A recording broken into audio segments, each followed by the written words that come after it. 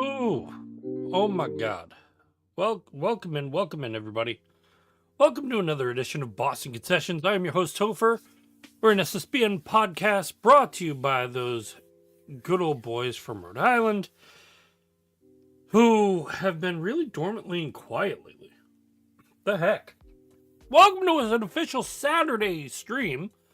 While we get comfortable, I was gonna do like a little bit of a surprise and like a couple extra things. One of the things that broke down was I kind of forgot to send out the memo of what was going on. So that's on me. That's on me. What did we forget? We forgot a lot of things. It's fine. We'll get by. It'll just get messy one day at a time, but it's okay. First off, happy holidays. It is crossed over from Sunday to Monday. It is 12/21. If you're listening to this in the morning or anything else, congratulations. It's a great time to listen.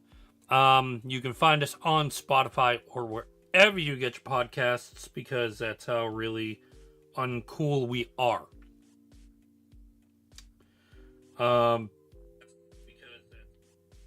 Yeah, I don't need to hear myself any more than what I'm already doing. To do this, we're also live on YouTube and live on X. And to anybody who's actually watching on X, I do humbly apologize if to the fact that there is further issue or otherwise going on over there. I'm trying to get as much adjustment over there as I literally can, and it's weird. 1 minute it's completely fine, another minute it's just being completely shit crazy. But welcome to the holidays, because that's what it causes. Bat shittiness, craziness, and everything in between. So the breakdown of today's show is going to be very simple. It's a two-parter. And the reason why we do it is we're going to talk a little bit of Red Sox. We're going to talk a little bit of Celtics. We're going to talk a little bit about the Bruins. We're also basically going to give you the little bit of play in going on with the NFL postseason. What to expect, what's going on, breakdowns of like a lot of things that are lingering around. And then we're going to go into what to expect of the Patriots versus the Ravens. A lot of people are saying the Ravens are going to be, they're going to be blowouts. Blowouts, I tell you. I see it being very competitive. But of course, everybody wants to say what they want to say. And we'll save that for like the later points. I want to get into some basic points, starting with from Thursday the 18th till tonight. The Bruins have dropped 3 in a row. They beat the Mammoth. Love the name, by the way. It's a really cool name. But 3 of the last 4 is not a good sign. And that's to dropping.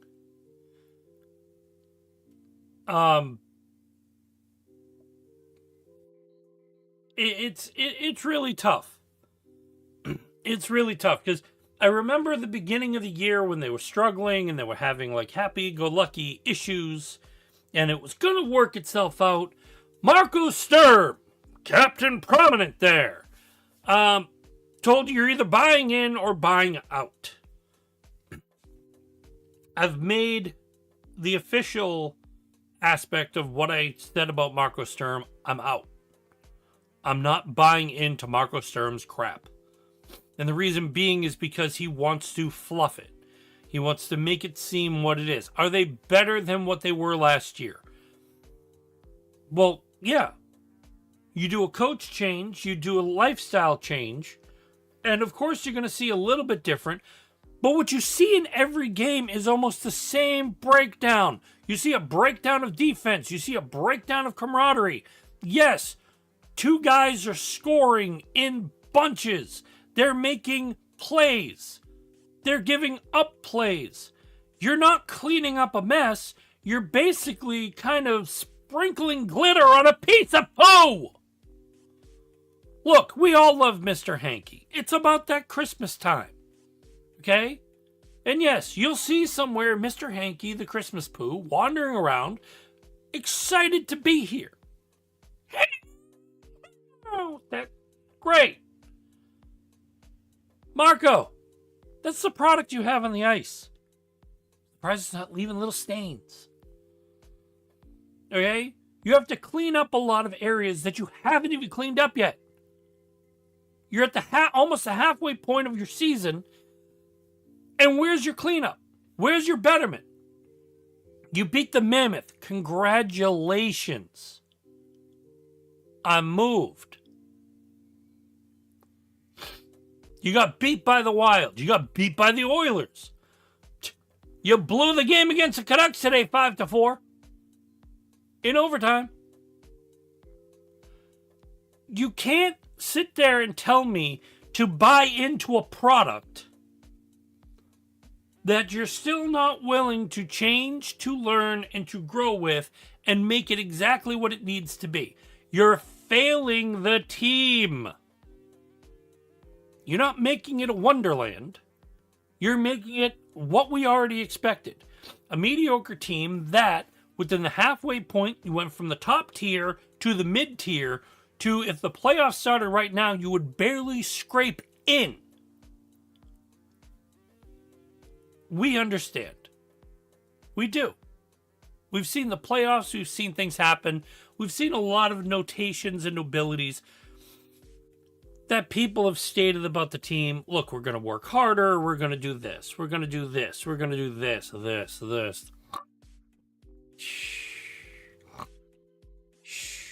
It's great. Okay, you woke up also Charlie Jacobs in order to say something at the last Bruins inaugural winter or, summer meeting, whatever the heck he calls it.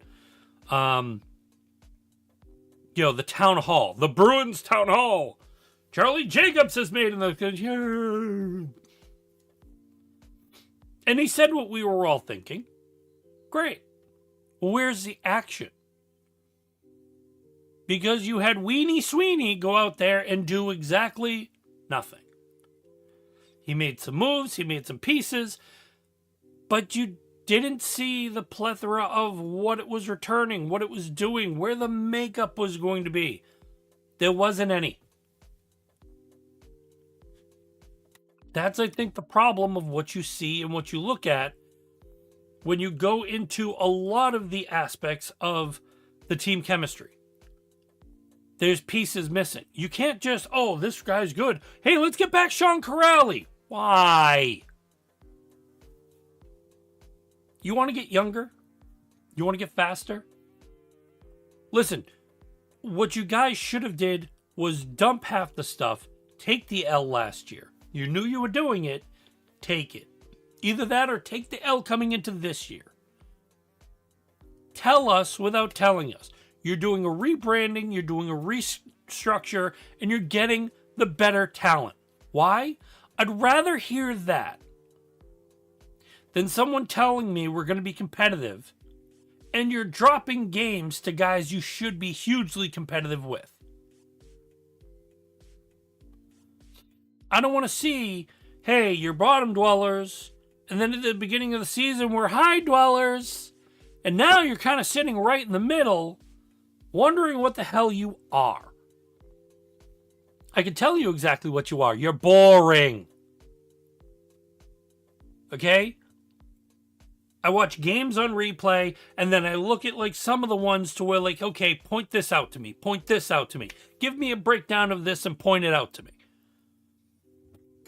And you know something? I get bored with doing it because there's not anything that gets me really hyped and hyper in order to watch a Bruins game. except for the fact of Morgan Geeky. Which I'm looking at the man's stats now. There's a reason I'm looking at his stats.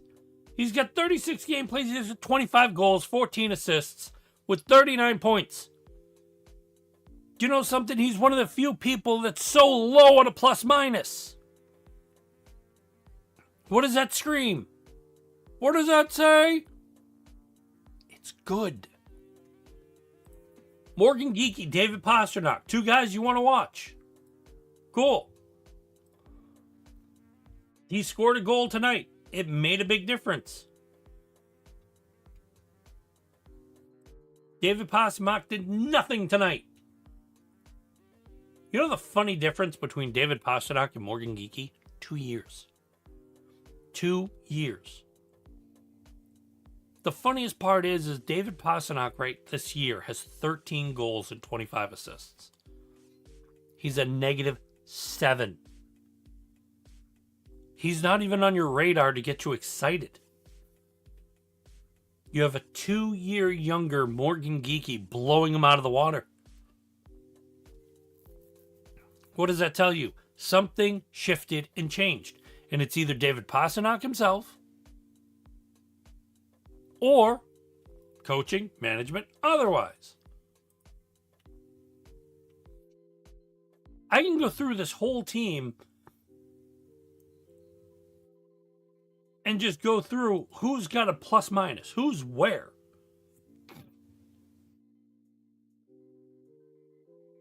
Like Sean Corrali, where you went off and signed him because it was going to be like one of the greatest things. He's got 3 goals, 7 assists.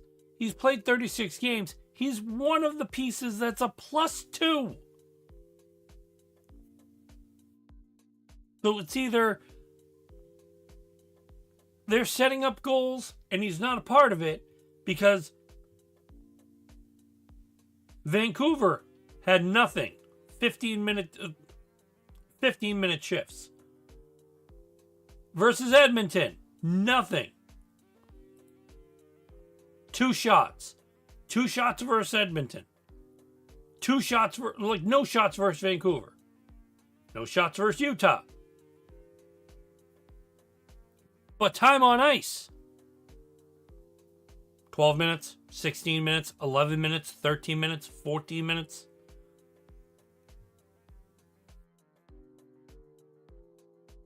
You're doing something which is getting your plus minus going. But what is it doing exactly? Not really much. I mean, look at Elias Lindholm. He's got 18 assists, which he's, 23 points is great. 5 goals. Career stats of where he was. Last year, 17 goals. Between Calgary and Vancouver, he had 15. Previous year, 22. 42. There's possibilities. You're not rolling it in. You're not making it happen. You're not doing the proper adjustment to be like, His plus minus is a 0. That's great. Casey Middlestat. His plus minus is a -1, but he's got 8 goals, 7 assists. 15 points in 26 games played for the Bruins. His last 5, including tonight, he had an assist, which is a point. 2 shots. He had a goal against Utah and a goal against Winnipeg. What am I missing here? Oh, wait, that's right, too. We don't have a lot of things that are movement-wise, because how's Charlie McAvoy doing again? No goals, 17 assists.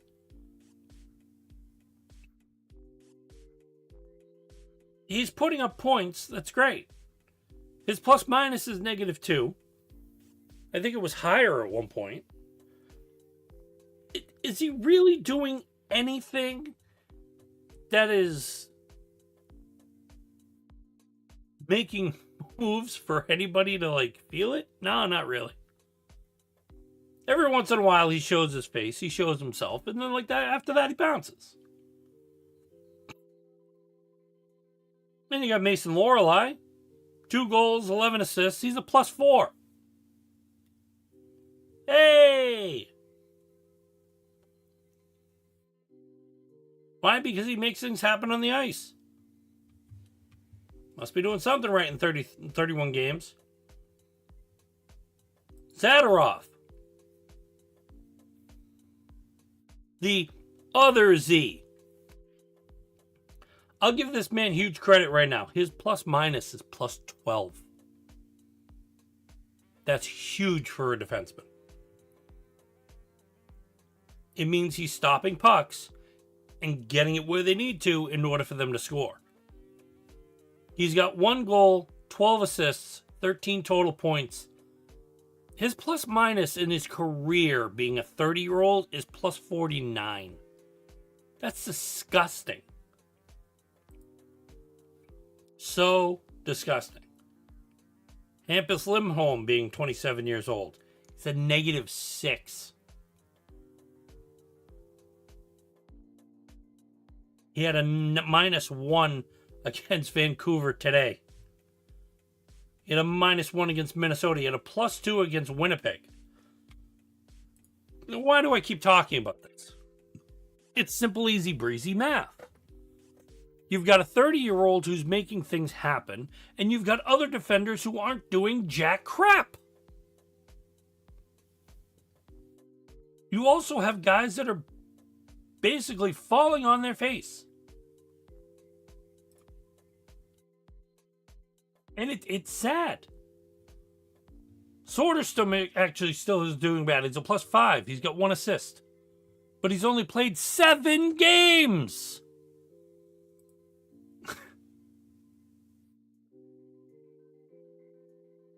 Where does that point to anything?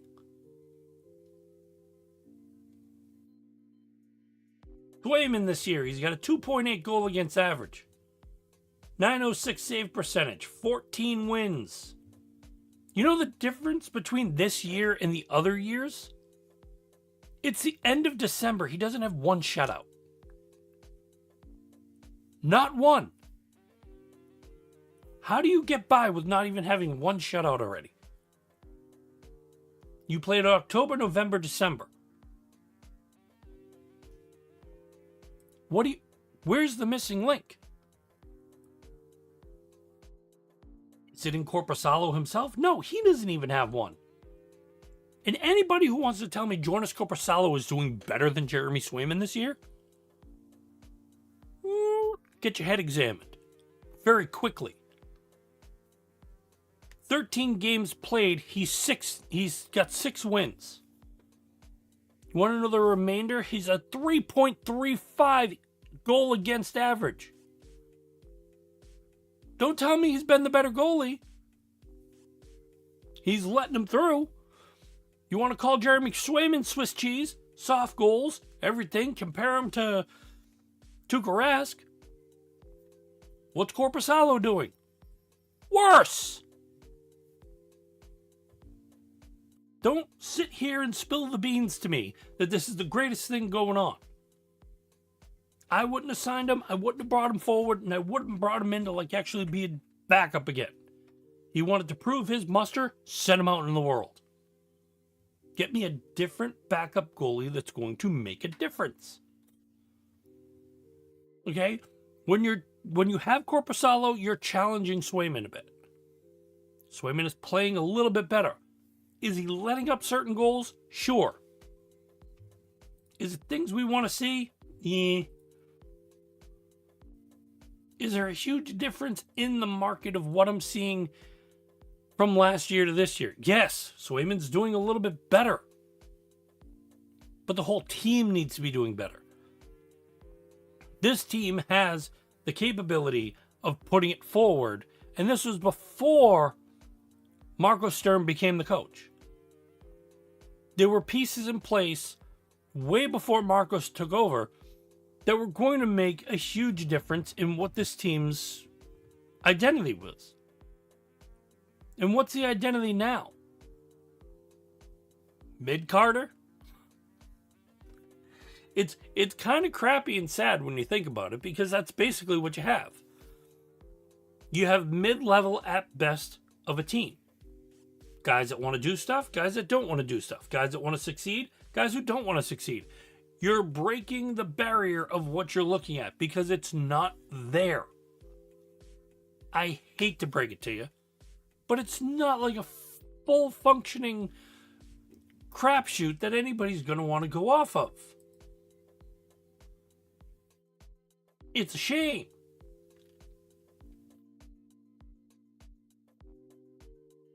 I want better. I want better in any which way. Because I still have to find out, okay, at the halfway point of the seasons, who's doing better? The Bruins or the Celtics? Well, the Bruins are in the kind of low category of playoff-wise. The Celtics are the top 3 in the Eastern Conference. They're 17-11.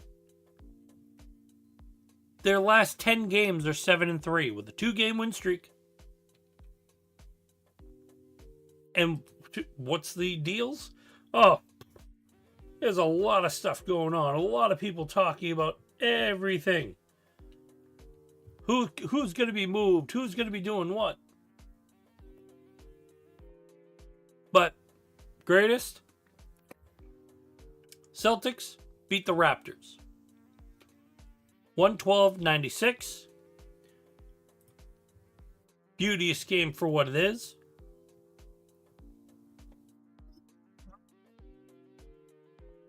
Points. Peyton Pritchard. Peyton Pritchard basically destroyed the Raptors. 33 points for the man, 10 assists. That's a double-double. Congratulations. He almost would have had a triple-double if he actually got 3 more rebounds. Garza and Gonzalez could have handled him up like something else. But that's huge because there's one person I'm not seeing on there. Jaylen Brown. So Peyton Pritchard goes off with Jaylen Brown being off. Cool. We love it. We love it. Derek White had 15. Nemesis Quaida had 14. Sam Hauser cashed in with 6. Jordan Walsh randomly did not have any points. Not really good. Luka Garza had 12. Hugo Gonzalez had 10. Anthony Simmons dishing out 15. Both Garza and Gonzalez, 10 boards each. Peyton Pritchard, though, like leading the whole team in assists besides Derek White, who had 7. Nice, good, clean game. That's what we like. But to put yourself over in that category, yes, I switched sports, sorry. It was about the time to click the button. The switch and the go with what I'm seeing here is they're 5 games back. They're doing much better on the points.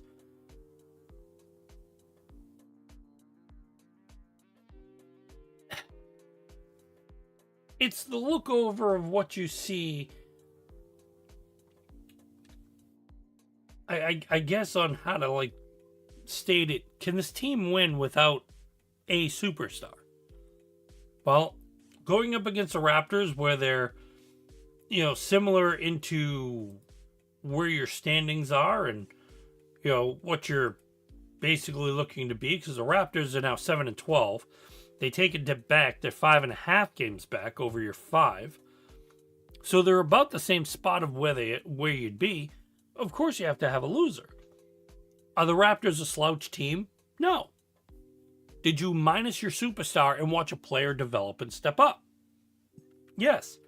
Peyton Pritchard said, "I am that man."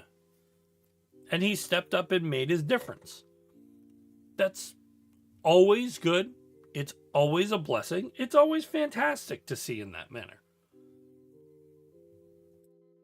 But what's going to happen in the coming days and weeks? You have a lot of shifting that is going to happen.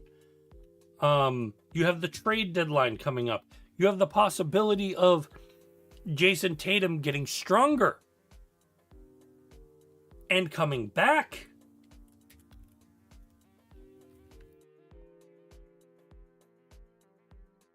As I'm looking at like the news, where the heck is it?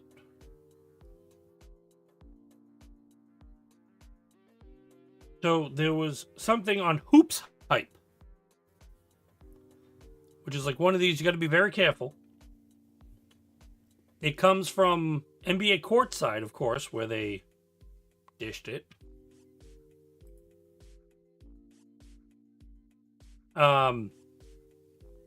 Chris B. Haynes on Jason Tatum's chances of play this season, he told me he's coming back.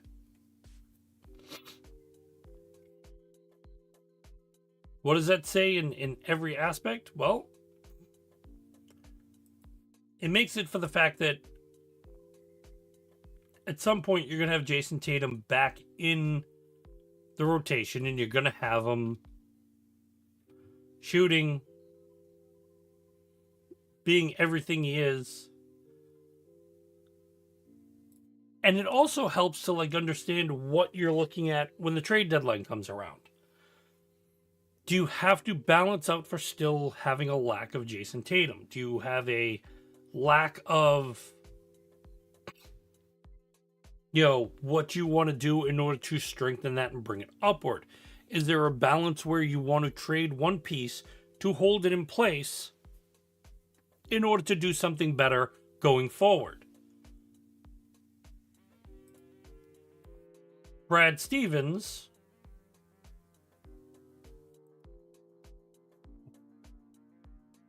I love things that you click and you go to read. And it's like, oh, yeah, by the way, you need a subscription for this. Yeah, like, eat me.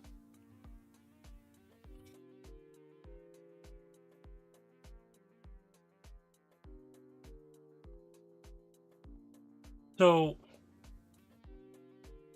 the idea is Brad Stevens spoke for 13 minutes. He fielded questions from like a lot of things, one of them being Jason Tatum.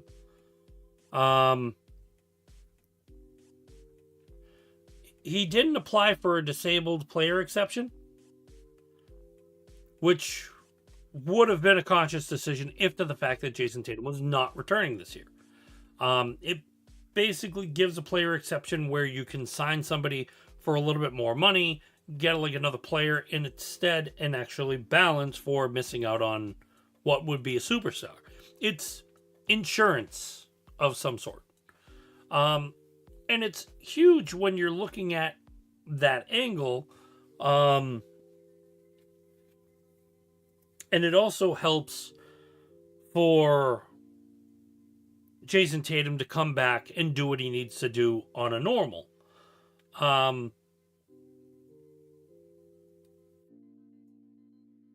They're not putting a timeline on it until he's 100%, 110% healthy. He feels good. He hates watching. He wants to meet every threshold, and it's part of who Jason Tatum is. It's part of his makeup. It's part of his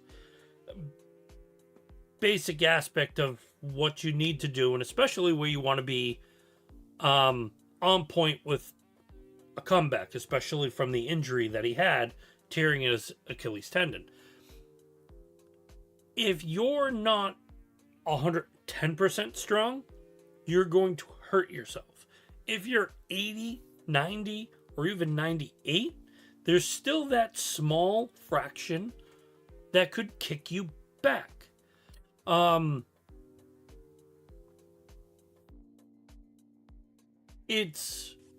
not saying to the fact that Jason Tatum is not making strides.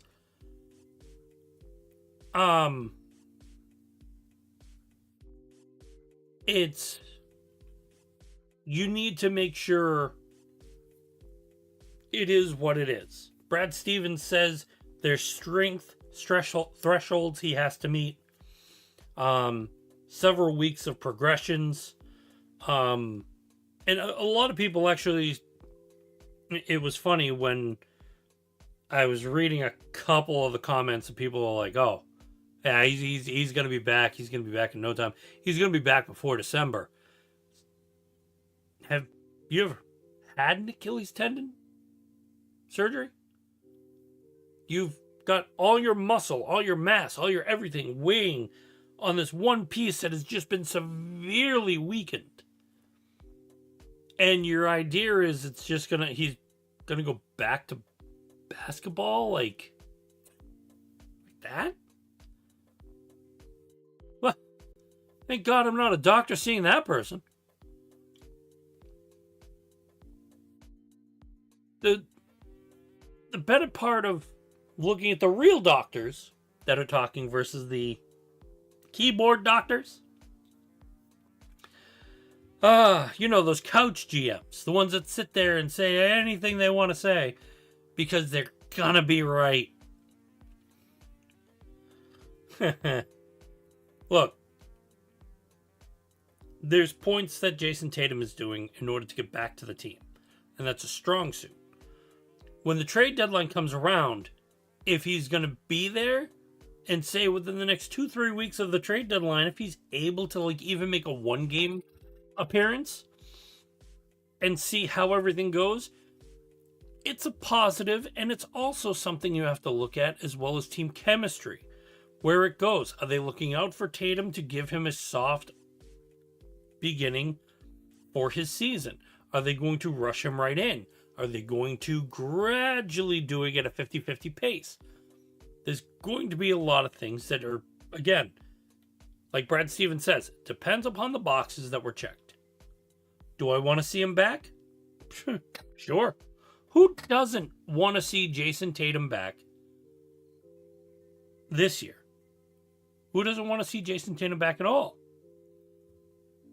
There were a lot of people when he got injured.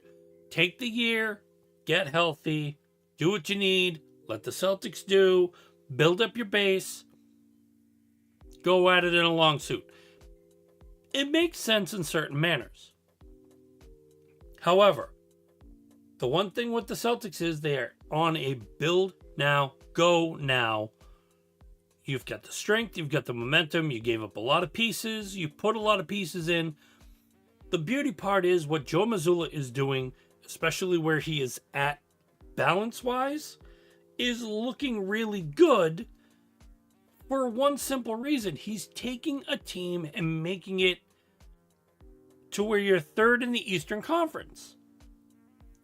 Now, again, that's not saying a lot, considering, you got a lot of ball ahead of you. 82 games. You've basically played 29, so you're at 30. You're almost at the halfway point, and you're looking good. Can you drop to 5? Yeah. You've got the way everything is looking, the Pistons, holy crap, I didn't think I would see this. But the Pistons and the Knicks, I guess they really didn't need Tom Thibodeau. The Pistons are right at the top. The Knicks are 2.5 games back. The Celtics are 2.5 games to the Knicks and 5 to the Pistons. Everybody else after that, 76ers and Raptors, are a half game behind the Celtics. The Magic are 1 game behind the Celtics. The Heat, 2 games. Cavs and Hawks, 2.5. Do you see the balance of what this could do? This race in the Eastern Conference is so tight. If anybody's seen Ferris Bueller, if you stick a lump of coal up its ass in 2 weeks, you'd have a diamond. But in those 2 weeks, for everybody that would play while you're creating your diamond, the Celtics might not be in third. The Celtics could be in fifth. The Celtics could be in second. The Celtics could drop down to eighth because they lose a couple straight games. It's great where you monitor it and it's great where you look at it. But what do you need to get yourself stronger? The points of what I've seen is very simple. I've heard of rumors of... I've heard rumors upon the fact of like going for Miles Turner. I've heard everything under the sun.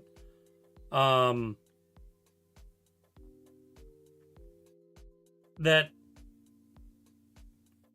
what they're going to go after is going to be moving.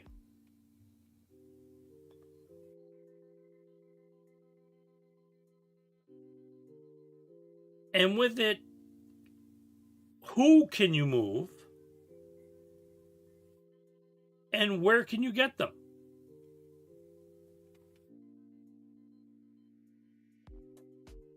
I want to see where they grow. Okay? Because they're looking at buying at the trade deadline. And right now, where they stand, I would be too. But what do you buy? What do you give up?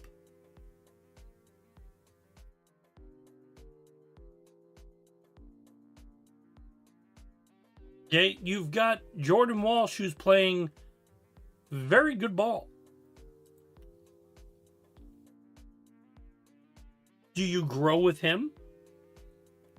Do you ride with him? Or do you trade him so he can branch off in his own method? He's only 21. Not something that you basically just say, hey, let's kick them away. I wouldn't in any which way. To utilize them is going to be huge. To do something that's going to give you strength, especially on a backcourt where Jordan Walsh could be right next to Jason Tatum and Jaylen Brown. He could be one of those guys that forces one of them to be a power forward. There's nothing wrong with that because now you're swapping all three of them out when you do substitutions.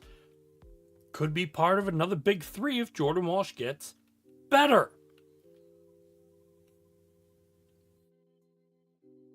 Or it depends if you trade. It depends if you just want to break everything. Right now, the way I see it, the Celtics are winning the bet that I basically had going. And one of the biggest pieces is what you're looking at and how you're looking at it to get better. You need that piece to get better. You're going to go the mountain to get better. There's always factors. But when I look at a bet that I made with myself, is it the Celtics or the Bruins? I even put it on X. Who was going to be better? Bruins, Celtics. Marco Sturm taking over. Celtics. Without Jason Tatum. How is that going to impact anything you're looking at? Well, the impact has the writing on the wall. If they had Jason Tatum, do you think they would be number one? Do you think they would be giving everybody a little bit of a notice? And do you think the certain games that they played would be better utilizing his strength if he was on the court? Because that second half if he comes back to play, that's a complete shift of power. I don't care how good the Pistons are doing. You now have to battle Jason Tatum. I don't care how the Knicks are doing. You now have to battle Jason Tatum.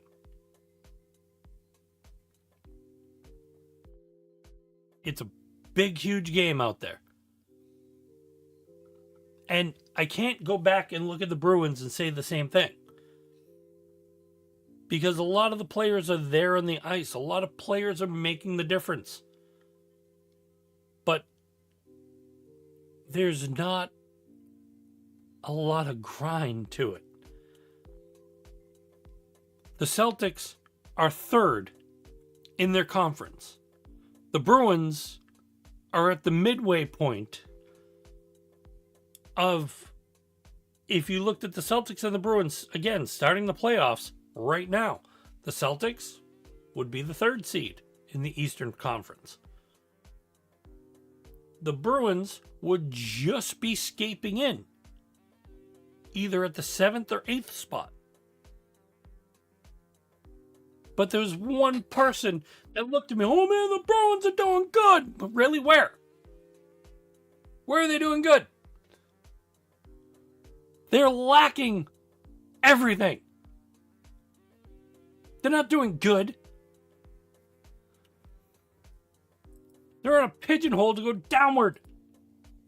It's not good. It sucks.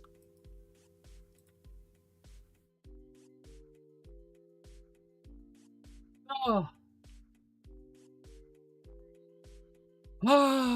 God. Oh, the holidays. I think, like, when you look at the holidays, one of the things you'd expect is just to get something really good. That one good gift that just makes your mountain go, wow. Well, the Dallas Cowboys didn't get that. Yep, I went there. So the Dallas Cowboys are out of the playoffs. Philadelphia made 100% sure of that.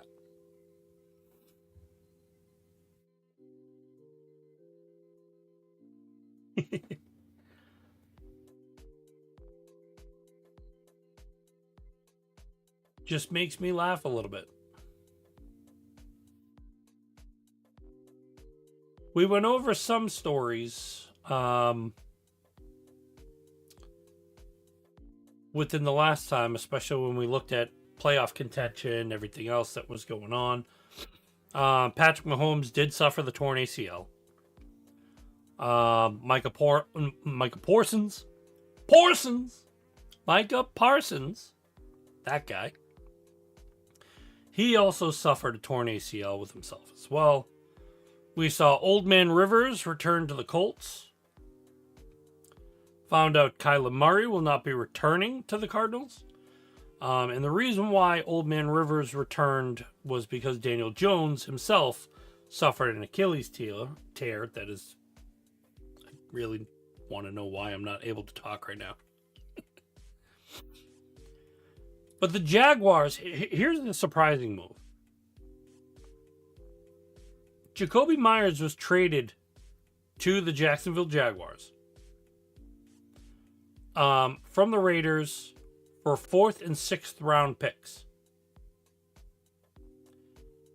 Now, with this move, Jacoby Myers has done over 300 yards. He's hauled in 3 touchdowns. He's basically looked like the old school Jacoby Myers that everybody loved, everybody rooted for, and everybody was a big, huge fan when he was on the Patriots. When he signed with the Raiders, I think there was a little bit more that he expected. I don't think he expected to see a huge downcline, but I also think that when he signed, Josh McDaniels was also the coach. Well, the Jaguars, noticing how valuable and how amazing Jacoby Myers was, decided to sign him to a 3-year pact. And this was 2 days ago. The 3-year pact is $60 million, $40 guaranteed, giving him $20 million of an annual salary. Jeez.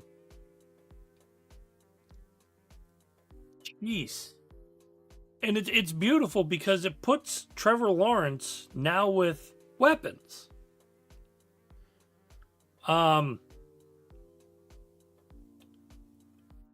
Travis Hunter, of course, being out for the year, won't be back until probably next year. But you have Brian Thomas Jr., who's kind of taking a step away from what he was. Perfectly good rookie year. Now all of a sudden is just going soft. But this is huge if you're a Jacksonville Jaguar fan. Why am I saying this? Because it's Jacoby Myers. It's a great addition to a previous Patriot who should have been re-signed by the team. When Vrabel took over, he should have had Jacoby Myers right there. And it would have been perfect. But you don't have that. He's instead in Jacksonville, and he's probably going to be looking good.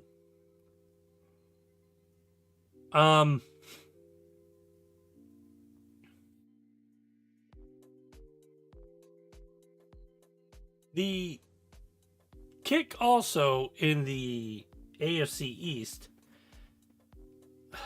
So the Jets have eliminated their defensive coordinator. And it was curious if Aaron Glenn was also going to be on the hot seat because Robert Saleh took over.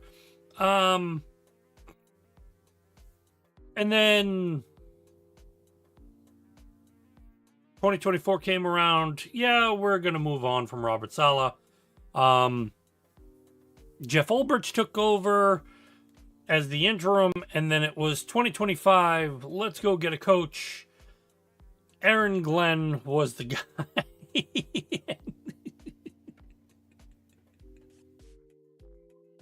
It's hard to talk about the Jets in a serious capability when they shoot themselves in the foot.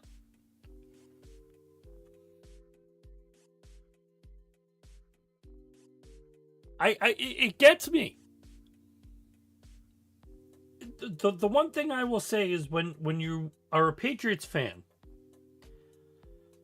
a lot of times when you're a Patriots fan, the first thing you think about is who the hell do they play 2 times a year? And you can either face it as a Patriots fan where you're going to talk complete smack about everybody on the team and not give them the benefit of the doubt. Or you're going to be someone like me where I had a lengthy conversation with a Dolphins fan. And that Dolphins fan found out when I said Brian Flores' name, they percolated.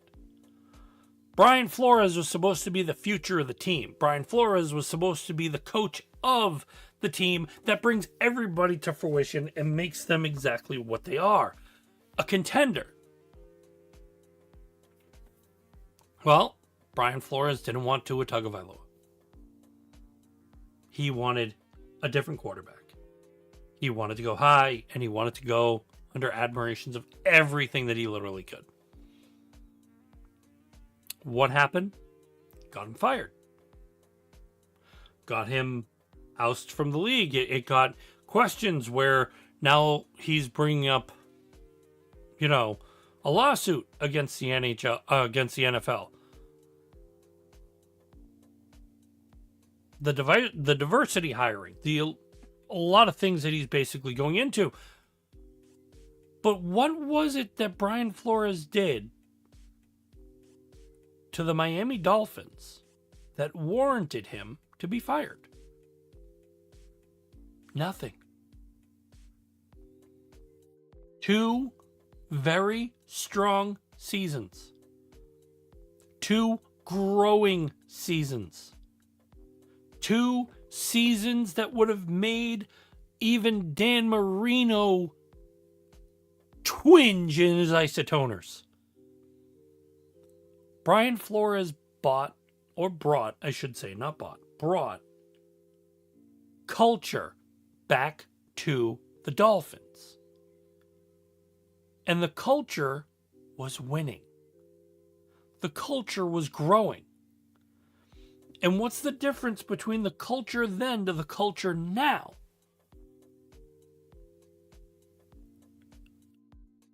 Fully grown adult, childish McDaniel. Not saying anything against childish Gambino, but it just sounded right in the process. And looking at what I said to him was simple. You have Brian Flores who built up the culture. He built up the lay of the land. He put everything to the players for what you need to be, what you want to be, and what you want to grow with. And Mike McDaniel, when he came in, took that and ran. But there's one thing you see from Brian Flores leaving to Mike McDaniel now being there. You saw the leveling. Now you're starting to see this. A downcline. That Mike McDaniel, I don't think, can coach his way out of. It's a paper bag, Mike. I think you're stuck. And now they're saying to the fact that the Dolphins are looking to keep Mike McDaniel and roll with it. If I'm the Dolphins, I'm going after my next damn coach. You're going to get rid of Tua. You know you are. You're either going to take that $99 million cap hit and spread it over 2 years, or you're going to ride like the wind and try to trade him where he tells you where he's going. You're still going to lose money because someone has to take him. Tua is damaged. He's basically 15 car wrecks, okay? When you took something out of a, what the heck are those things? A demolition derby. Okay? Except it's concussion derby. It's exactly what Tua's been going through. He's good when he's on the field. He's not great. He's good. He does not have weapons that he works with. He needs weapons to work with. When you have Tyreek Hill and Jason Waddle on the field, it makes a huge lick of difference. Anything else, no. There's nothing to it. Okay? And I'm not breaking out in a Willy Wonka song just to state it. There's something about Tua that just didn't work. The only difference between Tua Tagovailoa and Mac Jones was Mac Jones got thrown a bad team his second year. Okay? Tua got the crap with the glitter, which was Mr. Hanky 2.0, and said, "You'll be okay." He wasn't. Injured. No. Bad. If it was Mac Jones, he at least had some sort of a chance because he barely got concussed. That's the difference right now between Tua Tagovailoa and Mac Jones. You didn't give Mac Jones anything to play with. You gave Tua everything. And he still couldn't turn it into, I don't know, trip to the Super Bowl? Like deep into the playoffs? He did get injured, leaving you with crap. But you have to find somebody who's going to take that crap and nurture it and pet it. Be its pet. Yeah. You got to find Tommy Boy. You're not. This is not a difference when you look at Carolina looking for their definition of quarterback. When they take Sam Darnold, and then they also have Baker Mayfield. And right now, Sam Darnold is playing for, I believe, an 11-3 or 12-3 Seattle Seahawks team that just beat the Rams and is... I mean, Darnold magic strikes again, because not only did he do stellar things with Minnesota, but he's letting the people of Seattle know, you can forget about Pete Carroll because I'm playing here now. People are going, Russell who? Yeah, you know, the guy who's benched. I think he's like the 19th string quarterback on the New York Giants. The guy who's not relevant anymore. That's what Sam Darnold's doing. By the way, the Jets gave up on that man. The Jets gave up, shipped him to Carolina. Carolina had him bench crap. And what happened? Went to another team? Made things look good? And then the team gave up because, oh yeah, we got J.J. McCarthy. We're good. Okay. Keep telling yourself that. Because you gave up on Sam Darnold, who's now leading another team to playoff magic. Just goes to show that when the Jets give up their shit, somebody better check the bag. Because it looks gold. The only difference of like what the Jets did give up. So, the Jets, in themselves, they had to go get Justin Fields. They got a veteran backup for Tyrod Taylor. They got the undrafted rookie Brady Cook. None of those guys are going to be anything to like what they should be. But they gave up Sam Darnold for Zach Wilson. Zach Wilson right now is the backup to Tua Tagovailoa, who, with the Dolphins making their decision, is going to sit Tua for the remainder of the year. He's going to be the third string quarterback.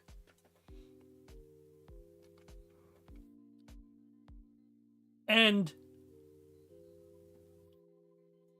what's the difference for now? Oh, right. That's right, too. So, their third string quarterback is now going to be their first string quarterback, and Zach Wilson is still going to be second. So either you don't have faith in Zach Wilson, which I don't think anybody did, except for, you know, having faith in his mom being hot. Nobody's going off of anything to where Zach Wilson would even move a needle.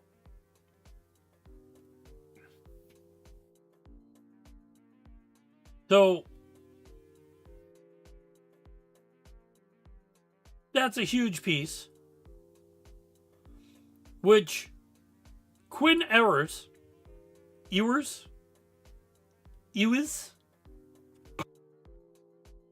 he's 22.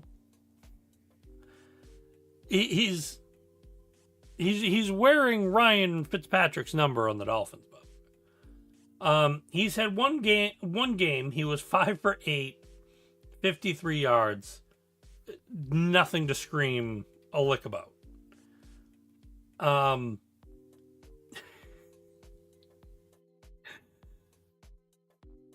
This guy is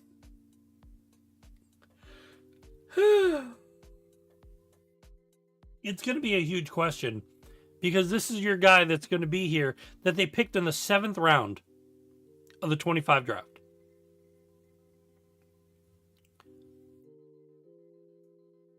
I don't see him making any difference within the next 3 games. And if they do, he's not going to make a difference against the Patriots. And that is even if they play their starters or not. you're not also going to make a difference within, maybe the Jets or anybody else they play. So nobody's really going to care. But speaking of the Dolphins, that really, really, really makes me laugh, is they've made the decision to release Matt Judon. And then the bigger news was that, Bills fans rejoice! We have signed Matt Judon. I'm a noteworthy Matthew Judon fan. He did wonderful things for the Patriots. He was amazing for Baltimore.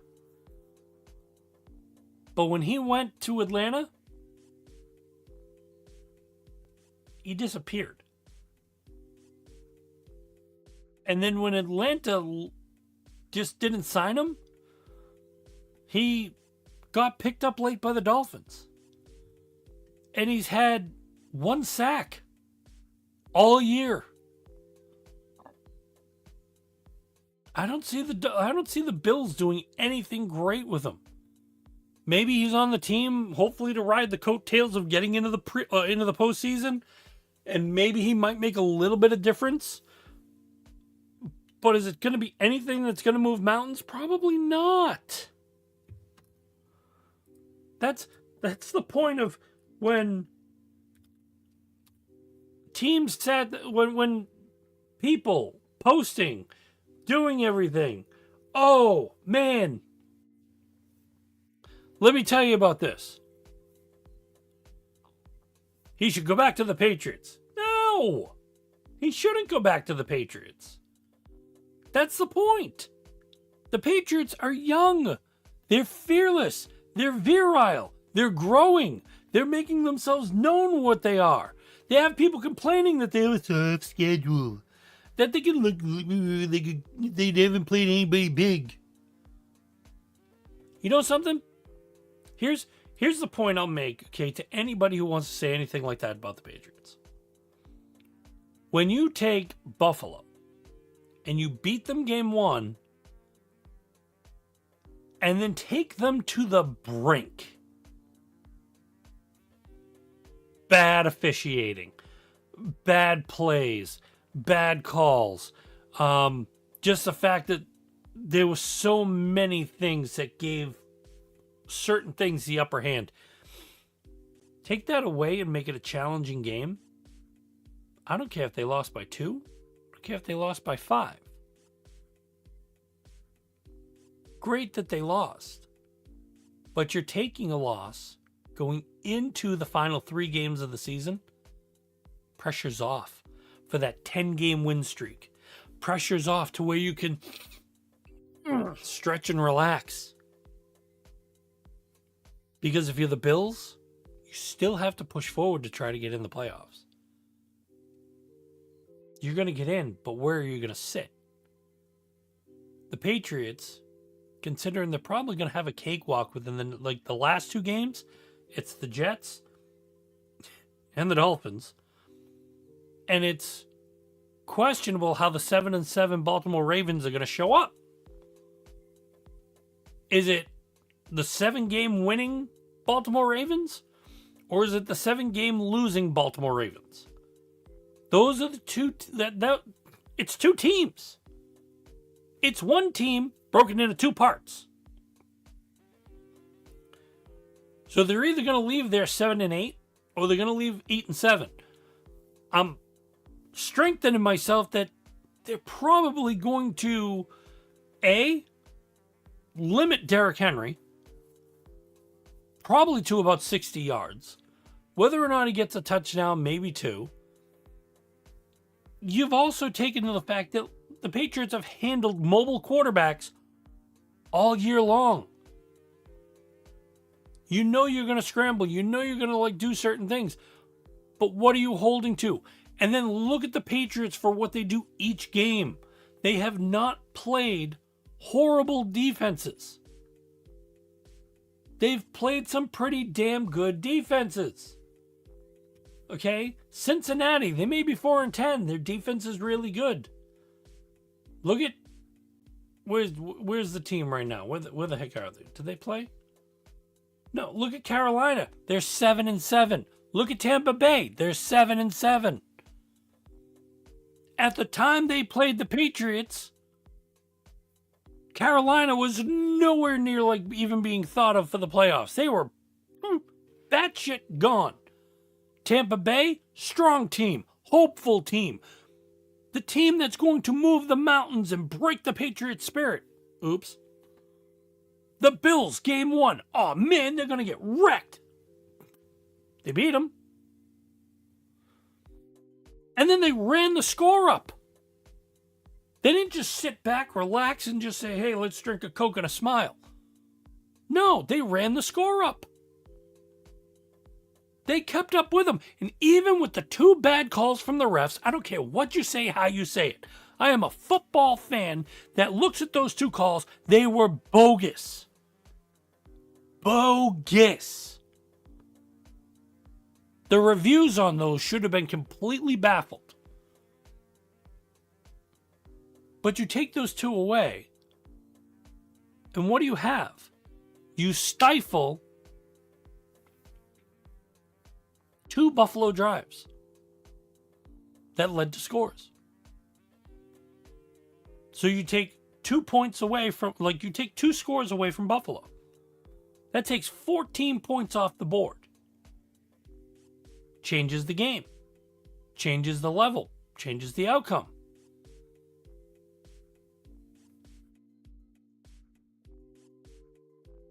There's huge manners in what you're looking at and how you're looking at it. And right now, there's a lot to go into. Buffalo is still 10-4, with the Patriots being 11-3. Jacksonville is still 10-4, and they play a 12-2 Denver team. And Denver they haven't been putting up a lot of points against good teams, but they've just been scraping by. It takes one click of a snap of the finger. And those games, some of the games that Denver won, are reversed. That's the difference if you look at the Patriots versus Denver versus Buffalo. Buffalo got manhandled by a lot of teams. So did Denver. The Patriots blew them out. They kept their running backs to 50 yards. They had to go in a different direction. They had to handle themselves in a different manner. Tell me, in any which way, shape, or form, the huge difference between that, and I'll show you the difference that makes me laugh.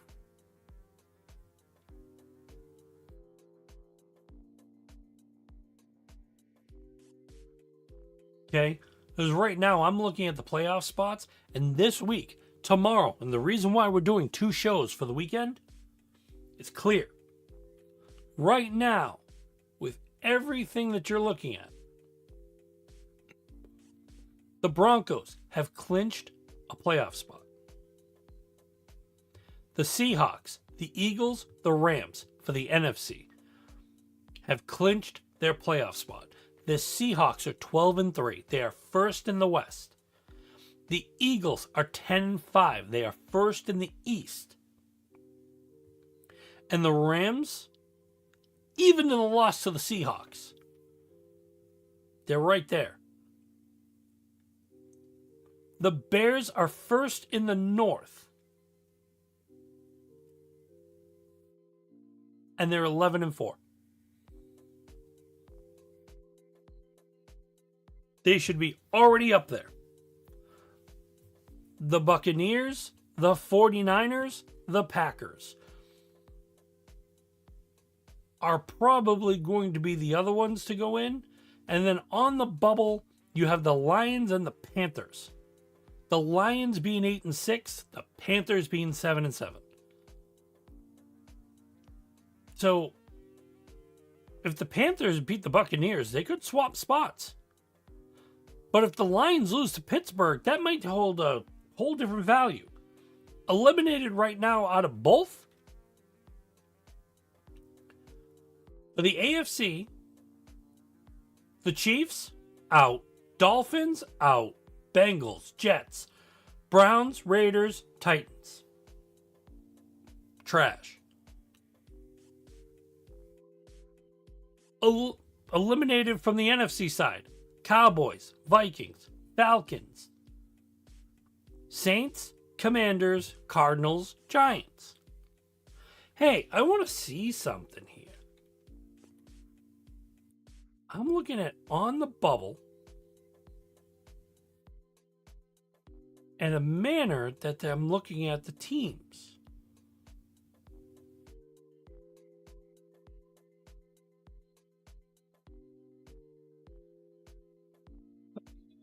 Go to teams. And I want to look at the schedule of the Patriots. This might be something interesting.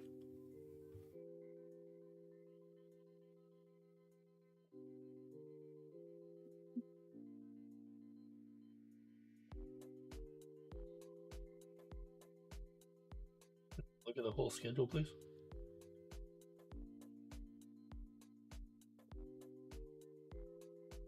Let's see, the Raiders. That's where they lost their first game. Okay, they're out. Because they finished 2-12. Miami is 6-8. That's where they won their first game. Pittsburgh. The Steelers are in there at 8-6. Carolina. They're on the bubble. They beat them 42-13. Week 5, Buffalo is in the hunt. They're number 6 right now. They beat them. The New Orleans Saints. Oh, they're trash. Tennessee Titans. I already know they're trash. The Cleveland Browns. Trash. Atlanta Falcons. Were good. Went trash. Tampa Bay. In the hunt.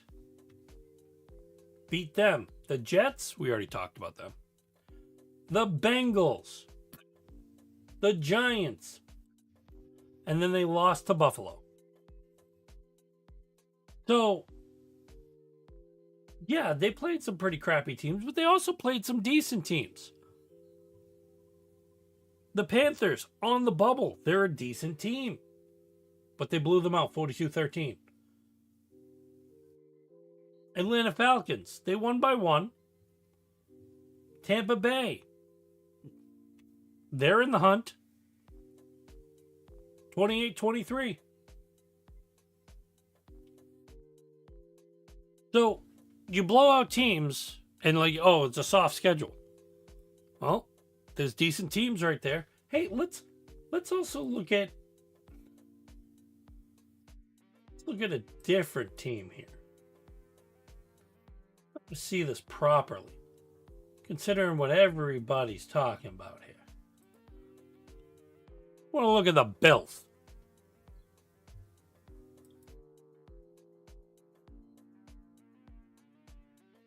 Week 1, they played Baltimore. They beat them by 1. The Jets, they beat them by 20. Miami, they beat them by 10. The Saints, 31-19. Okay, so Baltimore being one of the teams that is in the hunt. No, they're on the bubble. Miami Dolphins out, Saints out. They lost against the Patriots. They lost to the Falcons. Losing to the Falcons, who are trash. Bye week. Carolina, who's on the bubble, 40-9. They won against Kansas City, who's out. They lost to Miami. They beat Tampa Bay 44-32. They lost to Houston. Where is Houston?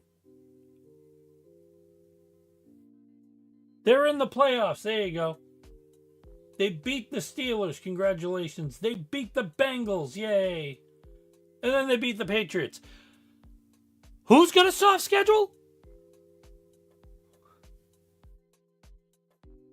Don't compare apples and oranges there, dude.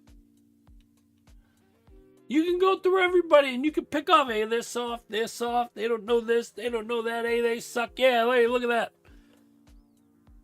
You lost destructive games against the Falcons. 24-14. You lost by 10 points. It was 30-13 you lost against Miami. The Patriots, 35-31, 4 points. And then if you look at the Patriots, for what their benchmark was, I don't even think they lost by anybody of 10 points.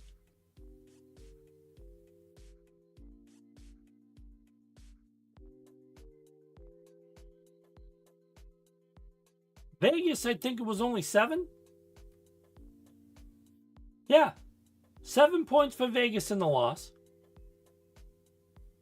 And 7 points to the Steelers.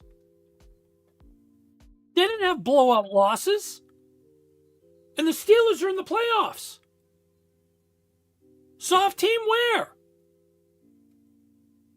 These are points I'm saying.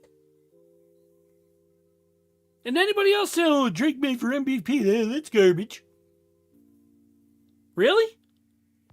Guy who's top tier for his completion percentage. Top tier for how he throws the ball. His decision making. Everything that he's doing in order to bring the team upward. Something ain't right. Something ain't right. 'Cause you're all garbage. But this week they play the Baltimore Ravens. They've got a rebound.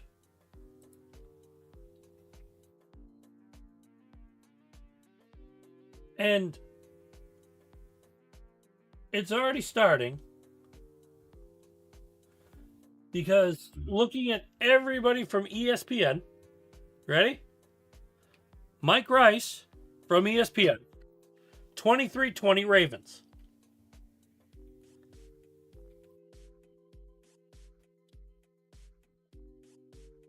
Combination of shaky run defense, lack of control on the line of scrimmage from the Patriots in the second half last week, injuries on defense, and the Ravens' playoff desperation playing at home sparks a level of concern.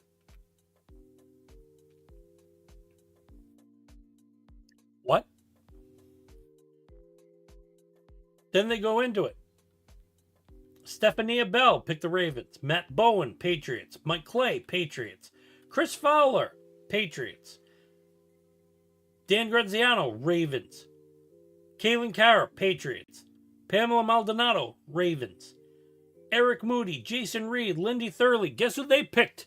Patriots. Seth Wickersham, your name is weird. You picked the Ravens. NFL.com basically broke this. Ali Butterperry, probably butchered the name, apologize if anything. Ravens 26, Patriots 24. Brooks Saracimo, same score. Dan Parr, Patriots 26, Ravens 21. Gennaro Felice, Patriots 25, Ravens 20. Tom Blair, Patriots 27, Ravens 23. But here's a funny thing. Why did Gennaro pick the Patriots? Revitalized Patriots ran off 10 straight wins before last week, ran into Josh Allen. Okay? The Pats would have clinched the East title with a win, but Allen kept the celebratory hats and t-shirts boxed with 5 straight touchdown drives.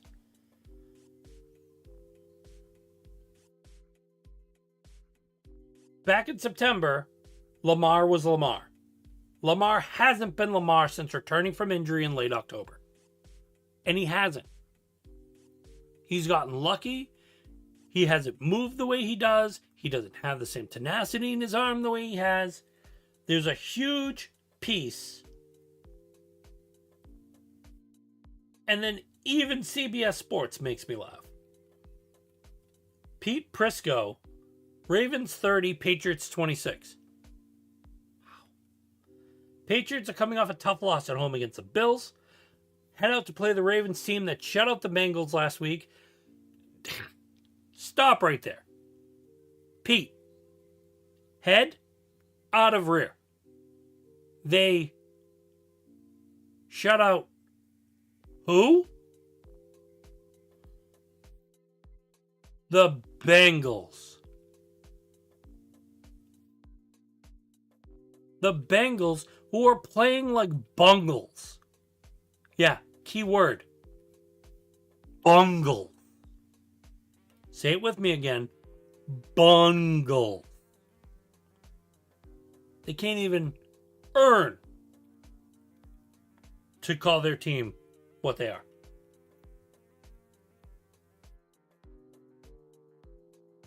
The Ravens are also more desperate in the playoff race. They don't have their top-tier quarterback playing top-tier caliber. Derrick Henry also isn't bulging yards like he should have, especially last year. And the Patriots' defense is still not a slouch, to say anything in the manner.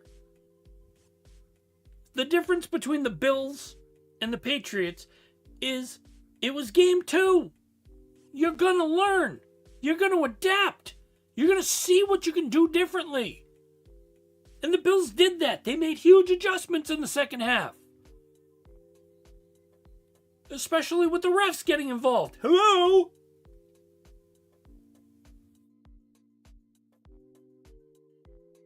But then let's go into CBS Sports. Jared Dublin, Ravens. Ryan Wilson, Patriots. John Breach, Ravens. Tyler Sullivan, Patriots. Dave Richardson, Ravens. Jamie Eisenberg, Ravens. Pro Football Talk, Mike Florio, Patriots 27, Ravens 23. Chris Sims, Patriots 24, Ravens 20. Paul Perillo of Patriots.com. Baltimore teams take advantage of banged up Patriots run defense. With what are they running against?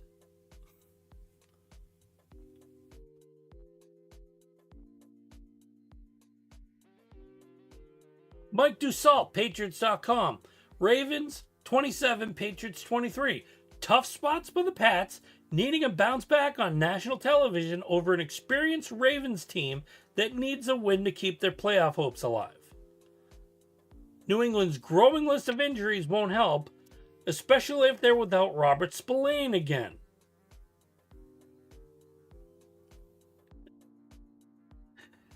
Let's not talk about how banged up the Ravens are.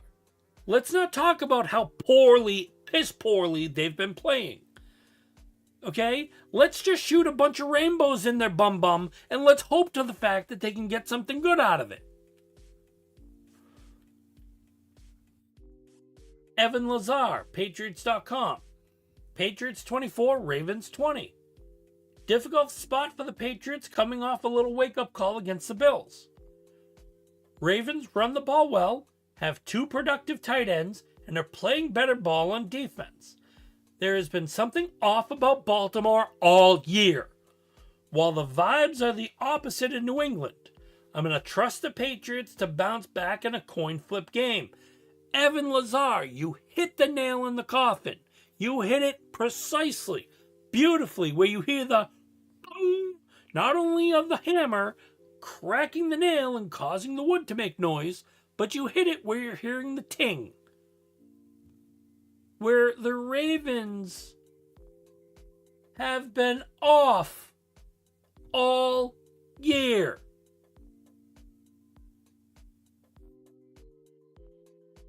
that makes a big difference. And it's not because, Lamar Jackson was injured. They've been downtrodden all year long. But since Lamar Jackson came back from injury,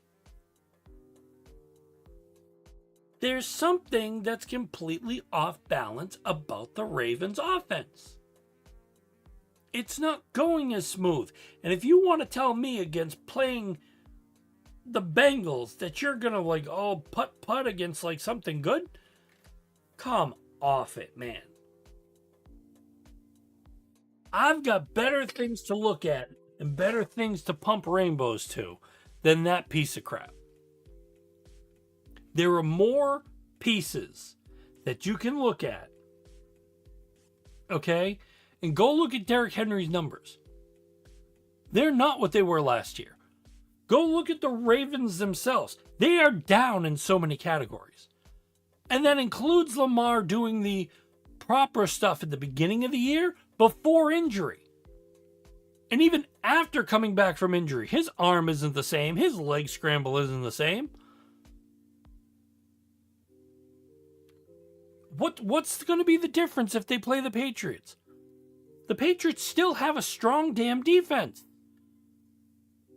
Couple pieces going down for injury. Ooh. There's still a top tier defense. You have a banged up offensive carry that the Ravens are going to try to utilize, and it's not going to work. Where do you think the Bengals were defensively this year? Crap. So Lamar Jackson got a decent game. Decent game. You look at his numbers, they were piss. And even with Spillane being out, you're going up 5 echelons to the defense of what you're playing from the Bengals to the Patriots. And you mean to tell me Lamar Jackson is going to be a stud? Just snap his fingers overnight, he's going to be a champion. I don't see it happening.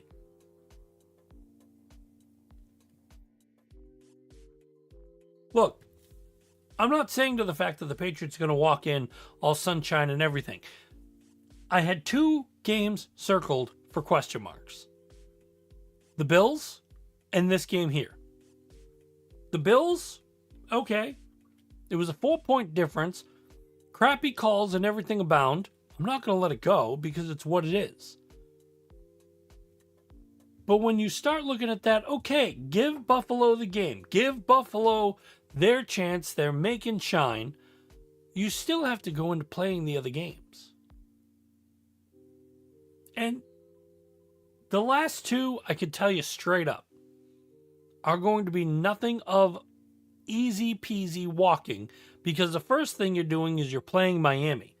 Miami, who's depleted, who is not going to use Tua as on their last game. And then you have the Jets, who you questioned if their head coach was going to be there. They just got rid of one of their coordinators. They're already tanking ship in order to see what they're doing. Where do you think anything is going to go right? So many levels with so many things, and you're going to scream at me that something magical is going to happen? Listen, I understand that the Ravens are desperate to get into the playoffs. Whether they do it here or they do it somewhere else, I don't see them having the capacity to get in. Something is going to shoot themselves in the foot. It's either going to be the Patriots' defense is shooting them in the foot, or the Ravens' offense is shooting themselves in the foot. But I don't see Baltimore pulling off what they did last week against a Bengals depleted offense and defense. Especially where Joe Burrow was looking exactly like Lamar Jackson was when he came back from injury. wake up. If the Patriots win, great, cool. Pats win. If the Patriots lose, how's this? I don't got a lot. But if the Patriots lose, I will honor myself with a $25 donation to a local charity. I'll probably do it anyway because it's Christmas. But I'll do it in that manner. Roll it in for what it is.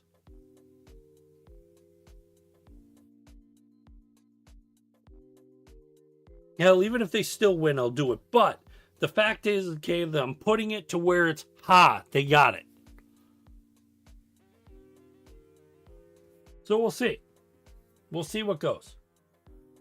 But it is an hour and a half into this thing. I'm going to get off of X because that thing still looks really weird. Oh, what the hell just happened with it? Did it do? Oh, okay. If you open it like live and open completely. I'm just looking at the side part of my head. Well, this will be up. This will also be on Spotify and everything. Anybody who listens to this, please do me the biggest favor. If you have TikTok, go like us. We're not bad. We make points, make effort. But we'll start streaming live on TikTok if we can get the followers to do it. And we need 9? Growing community. Let's get it out there. But we've got a lot to do. We'll be back tomorrow, okay, for episode 48. We'll be doing a little bit more. And the wrap up to count down to 50. So we'll have 48 tomorrow, 49 probably somewhere before Christmas, and then the 50th episode will be somewhere around New Year's. We're working on the date to wear it. I believe it'll be the 20th or the 29th, but beauty as it is, we'll end the NFL season. We'll have some wonderful things, wondering if we're going to do it in the day, in the night. We'll see how things break down, but I'm looking forward to it all.